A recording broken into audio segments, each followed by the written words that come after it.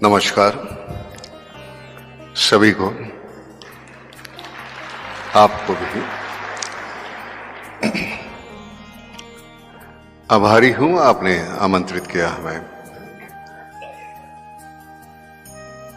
सबसे बुरी बात हमारे यहां यह है, जो चीज हमारे पास है उसकी कीमत नहीं हमें। वेंटिलेटर पे 2 दिन रहो, 7 लाख का बिल भरोगे। जन्म से यहां सांस ले रहे हो, लेकिन उस पर्यावरण का आप कोई ख्याल नहीं रखेंगे। ये तो कमाल है, क्योंकि फोकट का है ना, भगवान ने दिया हुआ। हवा है, पानी है, ऑक्सीजन है। वो जिस दिन हम ख्याल करेंगे तो मजा है। I like you not because of what you are, but what I am when I am with you. मंदिर मुझे अच्छा नहीं लगता, मंदिर में जाने के बाद मुझ में जो बदलाव आता है वो मुझे अच्छा लगता है, इसलिए मुझे मंदिर अच्छा लगता है। जगह जो किसानों की आत्महत्या है, तो हमने कुछ पैसे जमा किए थे गाड़ी लाने के लिए, नई गाड़ी। और शाम को हम टीवी देखते बैठे थे, तो एक किसान ने आत्महत्या की और उसके फैमिली का इंटरव्यू चल रहा था। माँ, बाप, बीवी और 2 बच्चे। उनके चेहरे पे, आंखों में, मेरा बाप मर गया, मेरा मियाँ मर गया, मेरा बेटा मर गया, ये दुख से ज्यादा भूख थी शाम की। शाम को क्या खाएंगे? उस वक्त लगा कि जो हम गाड़ी लेंगे उसके बजाय ये पैसे अगर हम उनमें बांट दें, तो कम से कम एक तसल्ली होगी मुझे कि मैंने अपना काम किया। नहीं तो क्या, मैं यहां आने की मैं वजह बताता हूं। मैं शूटिंग कर रहा था प्रयागराज में। यहां से 2.5 घंटे फ्लाइट से लगते हैं। हमारी शूटिंग आज बंद रखी है हमने। मैंने कहा नहीं जाना है, क्योंकि ये बात करने का मौका मिलेगा मुझे। मैंने कोई मेहरबानी नहीं की। मैं वहीं जाता हूं जहां मुझे खुशी मिलती है। आपको मिलती है कि नहीं मुझे नहीं मालूम। बच्चे बड़े हो जाते हैं, सीखते हैं, पढ़ते हैं। आधुनिक तंत्रज्ञान जो है हमारा, वो सीख लेते हैं और फिर दोबारा गांव की तरफ लौटते नहीं, शहर में बस जाते हैं। ये सबसे बड़ा नुकसान है हमारा। पुराने सिरे से अगर हम खेती करते रहेंगे तो हमारी खेती उतनी उपज हमें मिलेगी नहीं। हमको नए सिरे से खेती करनी पड़ेगी।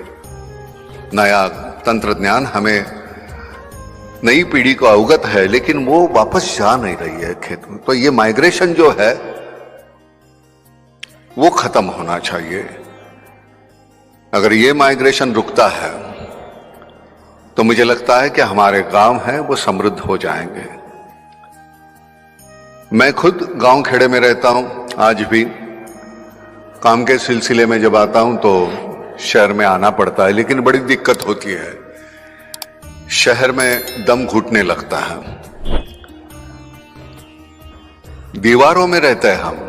मैं, मेरी बीवी, मेरे बच्चे, मेरे माँ बाप। खैर आजकल तो माँ बाप भी नहीं। तो हम इतने सीमित हो गए हैं। जो कल हमारे सामने हमारा एक पड़ोस था, अगर घर में, बगल के घर में अगर कुछ पकता था तो एक कटोरी हमारे घर में आ जाती थी। हमारे यहां पकता था तो वहां जाती थी, लेकिन वो सब कहां गायब हो गया। बड़े सिरे पे हमें सोचना पड़ेगा। 35 थे, 135, 140 हो गए हम। सोर्सेस वही है, सीमित है। शेखावत साहब, हम सभी बातें करते हैं, बाकी आबादी की बात कोई नहीं करता। दिन ब दिन बढ़ते जा रही है, बढ़ते जा रही है। वो सीमित होनी चाहिए, क्योंकि वो सीमित नहीं रहेगी तो एक दिन, अब जमीन वही, पानी वही, उतना ही, सब कुछ इतना ही है, और हम इतने हो जाएंगे तो कैसे चलेगा। आज गांव खेड़े में जब रहता हूं तो वहां दीवारें नहीं है।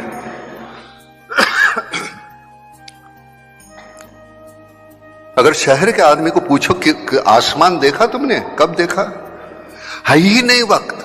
हर बार नीचे देख के चल रहे हैं, काम कर रहे, काम कर रहे, काम कर रहे। अरे भाई आसमान देखो, हमारे लिए बना हुआ है।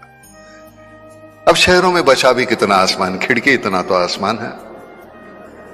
अब भी वो बड़ी बड़ी इमारतें आ गई, वो भी हमारा आसमान छीन लिया वो इमारतों ने।